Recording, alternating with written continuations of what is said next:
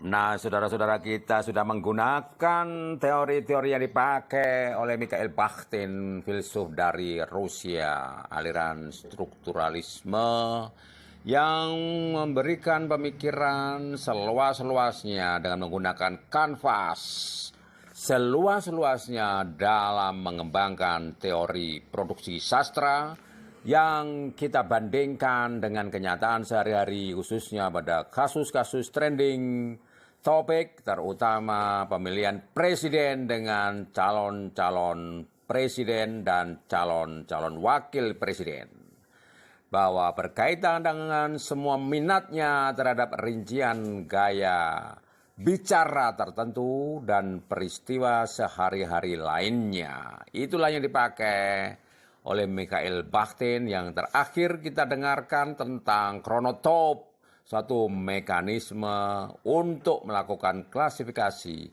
berbagai aliran novel seperti berbagai cara menyusun sejarah dan teori novel, di mana novel itu merupakan karya seni yang tiruan kenyataan, dan itu adalah cermin dari hal yang terjadi, terutama dalam konteks pembicaraan kita lebih pada studi kasus tentang calon presiden dan calon wakil presiden dengan dinamika politik yang begitu gegap gempita.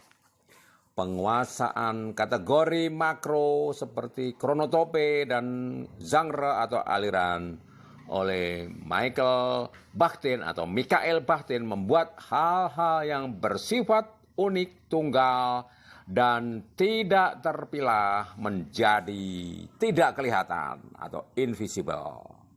Nah, kritikus mengatakan, misalnya kritikus mengatakan bahwa Bakhtin melakukan generalisasi dengan kedalaman penafsiran atau eksegesi yang rinci terhadap berbagai karya yang ditelaahnya.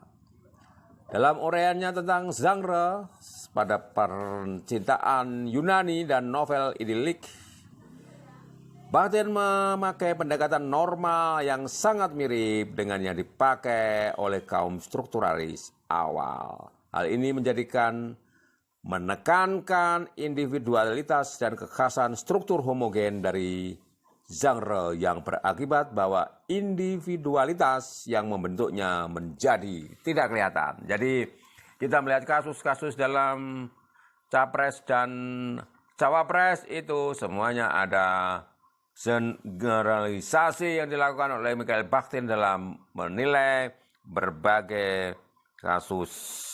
Dan ini melihat bahwa kelihatannya kasus-kasus individual tidak kelihatan. Karena sebetulnya kalau kita mau telaah lagi lebih dalam, yang terjadi bukan hanya peristiwa-peristiwa formal yang mirip satu sama yang lainnya, dengan berbagai pendekatan yang sudah kita pakai dengan teori karnaval, teori novel polifonik, dan lain sebagainya. Polifonik yang membuat semuanya ada berbagai suara yang berbeda, dan itu semuanya digeneralisasi oleh Mikhail Bakhtin bahwa semua hal itu mempunyai kebebasan bagi orang-orangnya untuk bersifat berpesta dan merayakan dengan canda tawa dan kegembiraan. Namun kalau kita mengamati berbagai kasus yang ada di dalam pemilihan capres dan cawapres itu, dalam wawancara-wawancara yang dilakukan misalnya terhadap Anies Baswedan, terhadap Muhaimin Iskandar, dan terhadap Prabowo Subianto, terhadap Ganjar Pranowo, semuanya sebetulnya ada hal-hal yang bersifat individual dari masing-masing orang, dan mereka masing-masing mempunyai kegelisahan individu, mempunyai cita-cita individu, mempunyai problematika individu, bahkan secara individu, yang membuat mereka menjadi salah satu ikon dari perhelatan ini, seolah-olah masalah-masalah individu mereka tidak mencuat karena ini sudah menjadi milik bersama, pesta bersama seluruh rakyat Indonesia. Nah, di sini pendekatan yang kita pakai dengan pendekatan strukturalisme Mikhail Bakhtin ini membuat semua hal yang bersifat individu itu menjadi tidak kelihatan.